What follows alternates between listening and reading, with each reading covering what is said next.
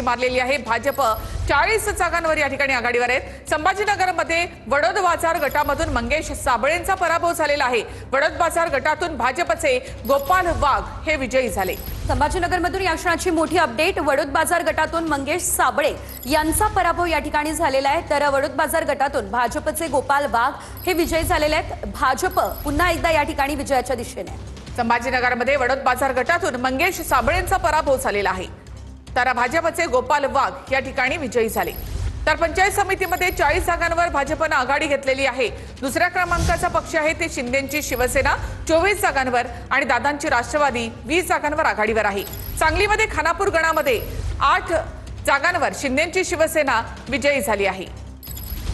मोठी अपडेट आपण पाहतोय। सांगलीमधून अपडेट समोर येते। खानापूर गणात 8 जागांवरती शिंदेची सेना विजयी झाली असल्याचं पाहायला मिळतंय।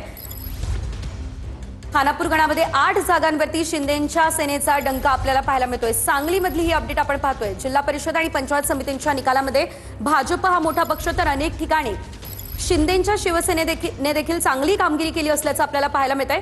खानापूर गणामध्ये 8 जागांवर शिंदेची सेना ही विजयी झालेली आहे।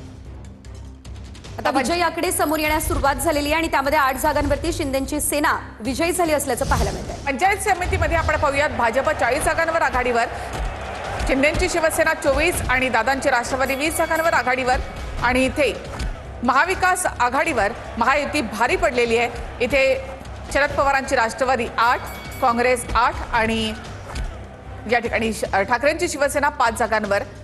तर पंचायत समितीमध्ये आणि जिल्हा परिषदेमध्ये ठाकरेंची शिवसेना मात्र 6व्या क्रमांकावर गेली आहे। बऱ्याचशा ठिकाणी दोन्ही राष्ट्रवादी एकत्र त्यांनी निवडणूक लढवली आहे। तर सांगलीमध्ये जत पंचायत समितीमध्ये 6 जागांवर भाजप, तर सांगलीच्या खानापूर गणामध्ये 8 जागांवर शिंदेची सेना विजयी झाली आहे। जत पंचायत समितीमध्ये 6 जागांवर भाजप आणि 2 जागांवरती एनसीपी देखील आघाडीवर असल्याचं पाहायला मिळतंय। सांगलीमधलं हे चित्र आहे। खानापूर गणामध्ये 8 जागांवर शिंदेची सेना ही विजयी झालेली असली तर 6 जागांवरती भाजप आणि 2 जागांवर एनसीपी सुद्धा आघाडीवर असल्याचं दिसतंय। तर सांगलीमध्ये खानापूर गणामध्ये 8 जागांवर शिंदेची सेना विजयी झालेली आहे। तर सांगलीमधलं हे चित्र आपण पाहतो। जत पंचायत समितीमध्ये 6 जागांवर भाजप आणि 2 जागांवर राष्ट्रवादी आघाडीवर आहे। तर खानापूर गणामध्ये 8 जागांवर शिंदेची सेना विजयी झालेली आहे।